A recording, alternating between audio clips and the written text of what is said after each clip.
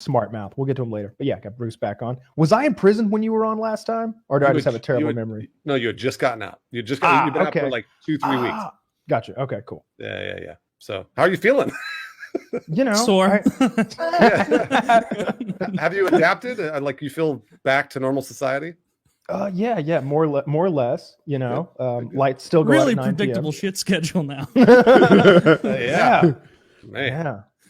Yeah. Everything, things are nice. I'm allowed sharp objects. I mean, not dangerous ones or anything, but no, of course reasonably sharp objects. And what's the sharpest thing you can have? A steak knife? I can have kitchen knives. I can just wow. But as my PO said, keep them in the kitchen. That is hilarious. You got your steak knives for your fine ass sous vide steaks. You got to keep them in the kitchen, sitting there upset. He's gonna like bust in. I'm gonna be like cutting a steak up in the living room, and he's like, "Aha! I gotcha." What are these extra pointy tweezers doing in the bathroom, Kyle? No weapons. A toothpick. Yeah, that kind of shit. Yeah, that sounds pretty terrible. I can't wait till you're off probation and you can just get on with your life. I can't wait till my drug tests are over. I took another one today. They come on these like randoms. Like schedule. I never know. I call the number. It lets me know. So today I had to go pee. What's a bigger pain, calling the number or taking the drug test? Well, taking the drug test because calling the number requires just me to make a phone call, and it's you drive like an hour away, don't you? But so like that would bother me. The calling the number, like it's a schedule. It's a thing that needs to be done. If it doesn't get done, the consequences could be huge. Like that's.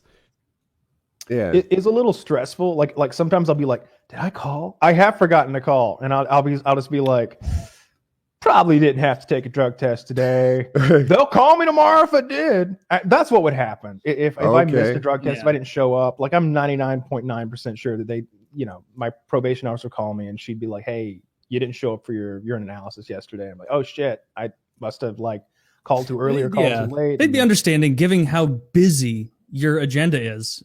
Like, and they, I'm sorry, I was coming off a 14-hour Tarkov binge, and I was feeling a little loopy. How do you call every day, Kyle? Yeah, not weekends. That's the kind of thing that's very difficult for me to remember. Like let's say I have a run of like painkillers, not painkillers, amoxicillin or whatever it is I'm taking. Because it's so similar, I'm like, did I take this today? I have a memory of taking it.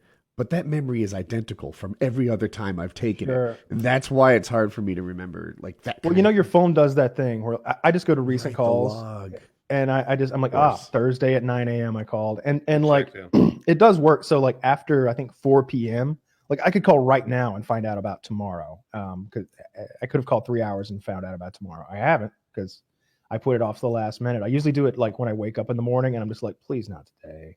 Please not today. All right, let's go drink some juice, because the worst thing is like you get there and you can't piss, because then they're like, oh really, you can't piss. They're suspect of you immediately. I have been there before, and like the one I go to now, like there's a couple different places I go. Like if it's the holidays, I have to go to like a federal building like an hour away, and it's like sketchy. It sucks. You go through metal detectors, and they're kind of rude. They're like, take your coat off. And I'm like, oh, I'll take it off slowly. They're like, you got any weapons on you? In there. Have dicks in that coat. they're like, take your shoes off and your belt. I'm like, I'm wearing flip flops and I didn't bring a belt. And they're like, good. God. It's almost like I've disarmed them. They're like, damn it, I can't make him take his shoes and belt off. That's like 90% of how I get off. There's some guy out there whose job it is to watch what you do, and he's just like every day he gets home from work, he's like, another wonderful day. I'll tell you watching what. Piss tests. So the probation officer, he was in the bathroom with me, like whenever I had to go there, and there is a mirror like right above the toilet. So I just assume he's looking in the mirror and looking at my dick, but whatever.